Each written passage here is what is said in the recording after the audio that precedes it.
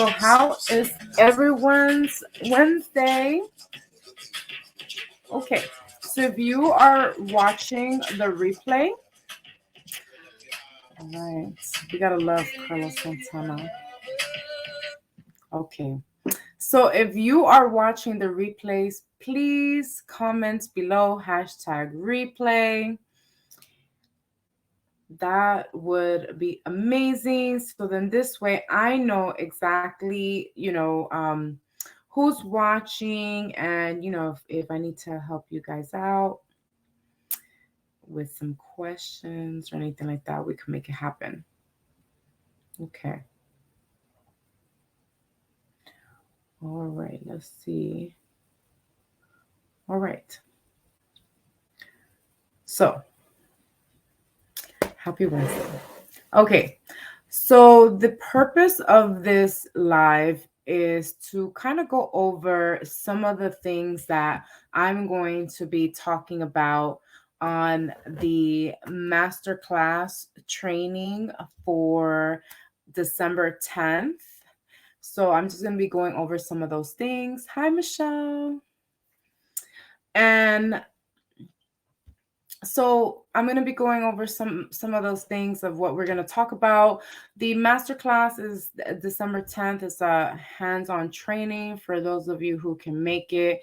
It's solely on event planning. So just to give you a clear picture of what is going to transpire today and the 10th, what I'm going to be showing you guys is how to actually create the event on LinkedIn and also promoting your event. So then this way you can maximize your outreach and you can get more people to show up for your event.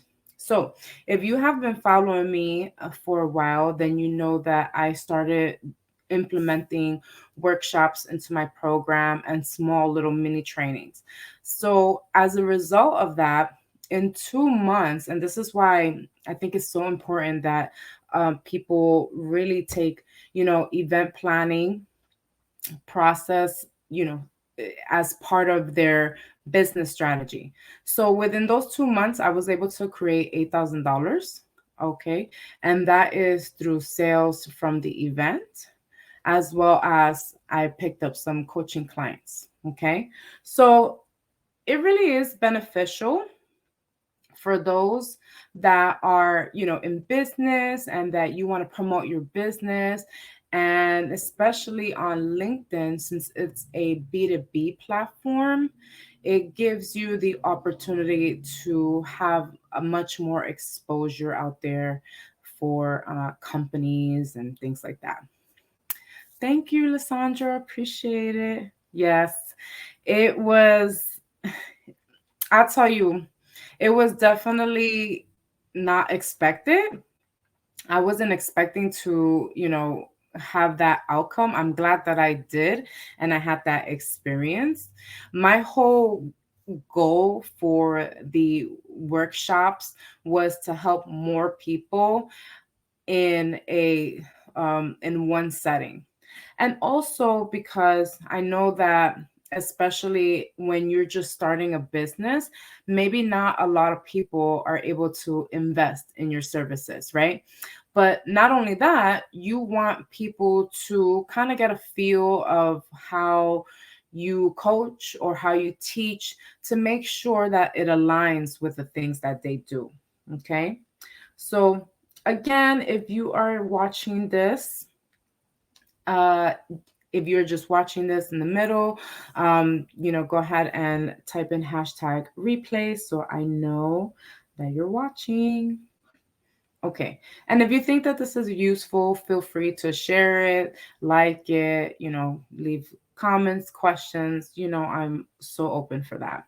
So I'm going to go ahead and look at some of the notes that I have. One of the things that is very important when it comes to a LinkedIn event planning is, what are your goals, right? That is very important to recognize, right? Not just what your goals are, but having micro tasks for your goals. That's like saying, all right, I want to make $10,000 a month in my coaching business. Okay, so what do you have to do in order for you to get $10,000 in your coaching business? This is like an example. I had a conversation with this earlier with Lysandra where we talked about event planning. Okay. And basically, what you want to do is you want to have a goal in mind and you want to create kind of like subcategories for those goals. So that would be the most important thing. So generally, all the goals are the same, but they can vary depending on what type of business you have, right? So let's say the goal is for you to get more people into your event, right? Because maybe you want to get more prospects into your business, or you want some more exposure, or maybe you want content for your social media. This is a really good tool as well, since LinkedIn, you can use that third party app, that third party software, StreamYard, and I believe it will stream on your Facebook and YouTube. So Daniel, can you just clarify for me? Is this live right now? Yes, this is live right now. If that's your question, right? Okay. So have a goal in place. How many people do you want to invite to your event, right? Um, and what do you want the outcome of your event to be? So if you want to invite 25 people to your event, then what do you want to happen after the event, right? So these are some of the things that you want to keep in mind.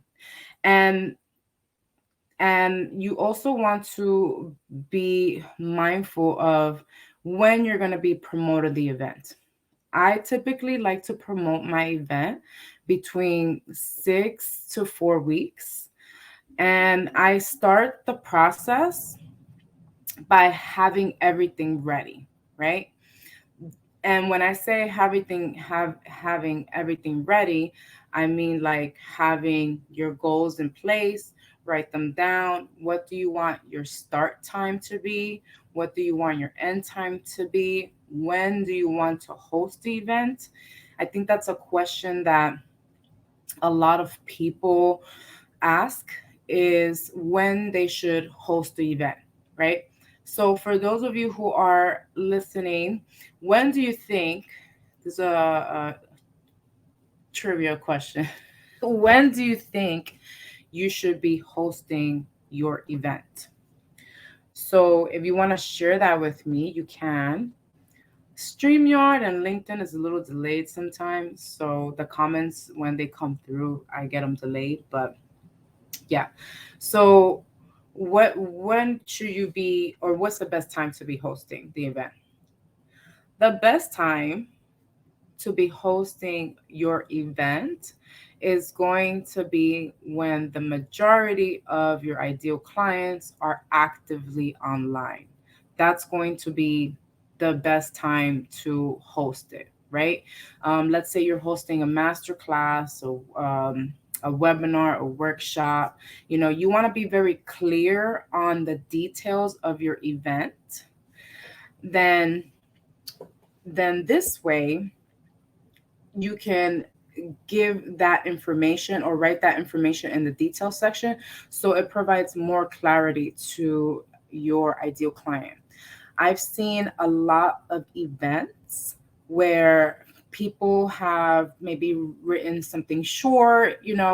I mean, LinkedIn allows you to incorporate up to 5,000 characters into the description. So the more detailed and optimized it is, the further is going to have an outreach on the news feed, because you want your event to be visible to more people, right? Um, yes, you're very welcome. Lysandra said throughout the day. So I guess promoting, yes, essentially you want to promote your event, but you don't want to over promote either, right? Because you don't want to be, you know, You don't want people just scrolling through your stuff. And this is why it's very lucrative for you to have a company page, because your company page, you can promote it for, you can promote your coaching business, your business, all day long, right? And the people that have followed that, they that's pretty much expected. I wouldn't recommend promoting it all day long either. I would recommend promoting your event once a week until 2 weeks. Once you reach your 2 week mark, then I would promote it maybe like twice a week, right? And you want to also promote it with your other social platforms, like whatever you have, Facebook, Instagram, things like that. So Daniel says mid January for 45 minutes. Yes, that is a good time frame. And 45 minutes, it really depends on what your content is. Uh, you know, most of my master classes and workshops, they are 90 minutes long. If it's a detailed workshop, it could be 4 hours, right? So that means that there's a specific niche for that. And you'll find them, right? Because they're everywhere. You just have to know, that's another part of the event planning process.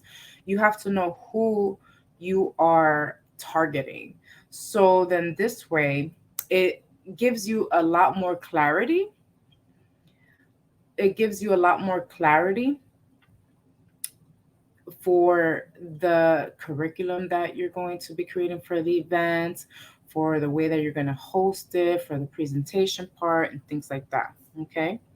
So another very important tool that you want to have when creating an event is your resources. So when I say like your resources, your hands-on resources, I'm talking about your content, your flyers, your graphics, your charts, testimonials. These are pre-planning materials that you want to have prior to your event, right? So um, I'll give you an example, right? So when I'm coaching my clients, I like to, when they're ready for that event planning process, then I would say, hey, prior to the event, I want you to create 3 pieces of content for your event, 2 flyers, 3 pieces of email content, 2 graphic arts, meaning for your banners, and also um, have a variation of call to action within your members profile and also with your company page, right? Because when you have everything ready and you have everything set, then you will be able to uh, promote much more fluently. Jocelyn says, "Hey, I didn't realize you were doing a live. Can Yes, you can rewatch it for sure." Um, so all of my lives, they are categorized. Another reason why you should have a company page, because unlike your members account, when you create a live, if you don't actually save the link or somewhere in your profile, it gets lost within the news feed. At least in your company page, you are able to have events tab section. So then this way people can click on it and they can watch your videos, or you'll have a video section and people can watch your videos. But yes, my dear, you can watch it later. Okay, so have your content ready, have your graphics ready, have your emails ready, have your flyers ready, right? So once you have those things in place, now you can plan on when you want to uh, promote them, right? Because again, if you are, let's say, creating an event and it's 6 weeks out, let's say, then you want to do maybe one once a week up until the 2 week mark, and then now you want to promote a little bit more, and when the week comes, then you want to promote a little bit more, so you want to be able to remind people that your event is still happening and that they can connect with you for the event, right? And plus, it gives people a sense of, how can I say, like, trust, right? That they know that you're going to be delivering something for them, and that they're seeing you, and you're very, um, you're you're very dedicated to your work. All right. So we talked about uh, the right time to create your event or to host your event, what your goals are, meaning like how many people do you want to attend to your event, and what you want the outcome to be. And we also talked about the type of content that you want to have for your event prior to the planning process, okay? Um, Also, again, the description is very important. Make sure you're very detailed and you provide as much clarity as you can. So then this way, people can, you know, go in, and if they have a question, it could potentially be answered right then and there. Okay. All right. Know what kind of event you want to host, right? So there's different types. You have, when it comes to an event on LinkedIn, what I'm going to be discussing next week, Saturday, is I'm going to be discussing the difference between a live and then the external link. Obviously, we know that this is a live, and an external link is essentially you creating a private space for people to attend your event. Okay, so you're going to be creating a private space for people to attend your event, and it's more nurturing, and it's more, people can connect with you more, because maybe they'll be able to ask something that maybe they did not want to ask you in the live, or something, who knows. So just be mindful of what type of event you want to create. Now, another really, really good tip for you guys, okay, is to know how to nurture people prior to the event. A lot of coaches create events, or people in general, right? They create an event, and that's it. Poof. They hope that people come to their event if they talk about it. No. You want to nurture your attendees to the event, right? Or the ones that are registered for the event, right? Especially the ones that you have never seen, right? Because we have silent followers. So when we put ourselves in this influencer space, right? And we're creating content and we're putting ourselves out there, then we put ourselves in a different, category, right? So when you do that, you want to see who, first of all, you want to see who accepted the registration for the event, right? Because the event may not be for everyone, okay? And this is a golden tip that I'm going to give you guys, okay? So what I do is, when I create the event, I go to manage my attendees, and I start having conversations with the people from the event or that are registered. And one of the things that I like to ask is, what are you expecting out of this event, right? Because at the end of the day, you want to make sure that whoever is taking their time to come to your event, that they're getting the most out of your event, right? And you want to make sure that that is the right event for them. Not only is it going to increase that know, like, and trust factor, but it's also going to build a solid relationship with you and this person for maybe a potential coaching or future events. Does that make sense so far? Let me know in the comments if that does. Okay. Another very, very important important, important part of an event planning is using forms, right? So LinkedIn, about, I don't know how many, like maybe a few months ago, almost like 6 months ago or something like that, maybe even more, they um, added a form. So they added this form into that you can use for your LinkedIn events. Thank you, Michelle. They added this form, and what that form does is it collects the attendee's email address, right? And what you can do with this form is so incredible. You can take this form and you can communicate with mass people using your email. Okay.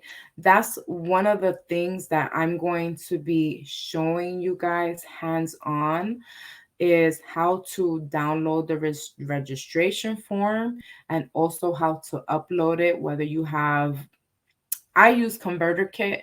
It's easier for me. I know a lot of people use MailChimp. I'm sure MailChimp is the way to go. Um, I think eventually I'm gonna convert to MailChimp, because MailChimp, when I had, off topic, when I had registered for MailChimp, this was years ago, when I registered for MailChimp, I was allotted 2000, or I am allotted 2000 contacts. Now you're only allotted 500 contacts before you have to pay. I don't know what the cost is. I think it's like $30 or $40.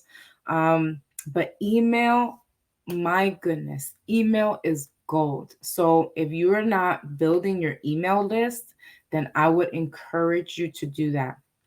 Now, keep in mind that the form on the LinkedIn registration is solely for, how can I say this? Solely for communicating about the event. Now, your attendees also have the option for them. They also have, excuse me, they also have the option to opt in to any promotions. So the ones that do opt in for any promotions, you can put them in a separate group, and now you can offer them, anything about your program, any changes, any customizations, things like that. So those are the things that you want to use your LinkedIn event form. It's such a powerful, powerful tool. Okay. And another thing that you want to do is, okay, back to nurturing relationships. This is why we're doing this today, right? To nurture relationships, to get you guys going, to, so then this way you guys have a deeper understanding of what the training is going to be about. Okay. So that is part of that. Another thing that you want to really consider when creating an event or when hosting an event is, um, what do you want to happen after the event, right? And this is part of your goal planning process. Okay, I want to acquire one client, I want to acquire two clients, right? So, depending on your training, first of all, you got to give the best of yourself that you can possibly give, right? And I'm a big believer of the more you give people, the more they're going to receive you, and the more they're going to love you, and the more they're going to, want to be helped by you, right? Because it shows a lot of genuality. So, know what you want to do after the event and be very clear on that, okay? Because that is essentially what's going to push the needle. So, whether your events are a paid event, free event, I'll tell you this. So, I've done free events for years, free master classes, free workshop, free training. So now, depending on what it is, right? You want to add some value to your event. You can charge a little bit of money for your event. You can charge, if you're doing like a 5 hour training or a coaching, um, don't. don't be don't be afraid to put yourself out there, because at the end of the day, all the information that you're providing people, they can get it in one stop shop, versus you searching the internet and you're like searching all over trying to figure out the answer to like one question, you know. And plus, you've already solidified your brand online, you've already solidified your space. So, you know, there's nothing wrong with that. Okay. So that is pretty much kind of like the overall uh, what we're going to be discussing. Another thing that I'm going to be going over for those of you who are going to be attending the masterclass is I'm going to be also providing scripts. So, scripts basically like scripts for your email, scripts for your content. These scripts, you can move them around, you can switch them however you like. These are things that I have written, also that my coaches have shared with me, and I made it into my own. And it works, right? So it's not what you say, right? It's how you say it. So as long as, you know, people feel that you are providing the best value for them, that's where they're gonna gravitate to. Okay. I also will be going over the different types of call to actions that you can use for your members profile, for your company page, and also remember to utilize groups. That's what they're there for. Groups are there to extend the invitation, okay? Hey guys, I'm doing this event. If this aligns with you, send me a message. If this aligns with you, send me uh, um register for the link, send me an email, however you like them to communicate with you, okay? We'll talk about what type of emails and also when to put out the emails. If you have if you are a part of my email list, then you'll know that when I am doing like an event or something like that, you'll see that I'll promote it once a week. And then when it comes closer to the time, then I will basically remind people throughout, kind of like throughout the day, you know, um, like what Lysandra kind of said. Okay. Um, we're going to go over the different types of content that you need to have prepared for your event. I like to have my stuff prepared. So, for example, my email templates are prepared, my content is prepared, my flyers are already done, my graphics were already done, they've already been distributed, you know, throughout. So being prepared, okay. And then again, I'll take you through the whole process of using the lead generation form, uploading it, and what you need to do going forward, and also what kind of information you need for your banner. Okay. Your banner, it's like your billboard, right?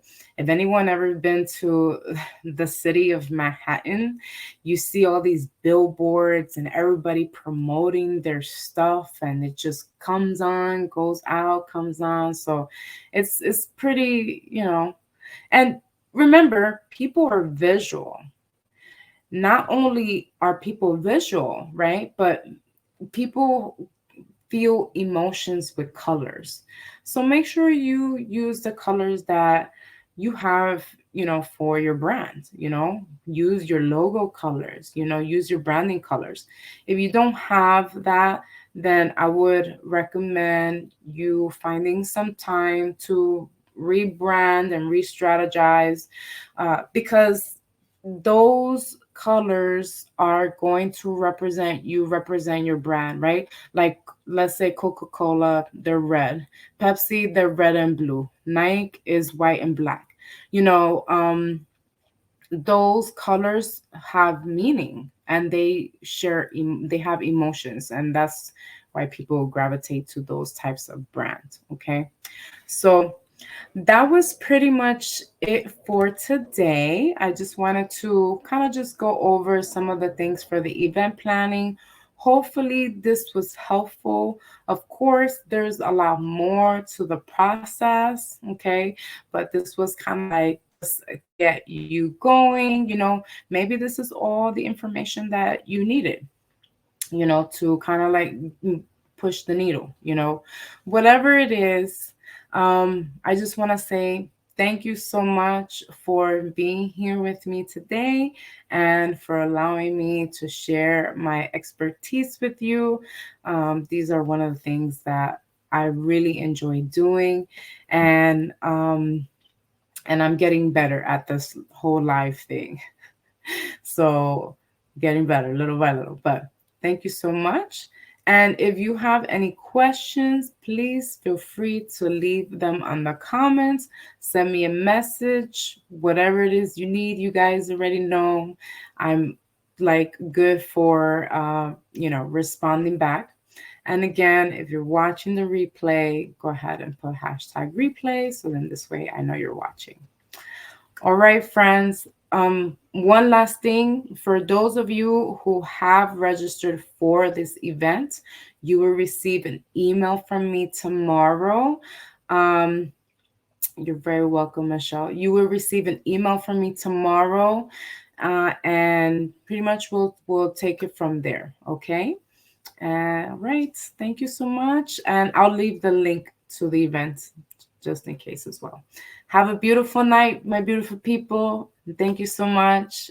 Thank you. I heart you all. Thank you. Thank you.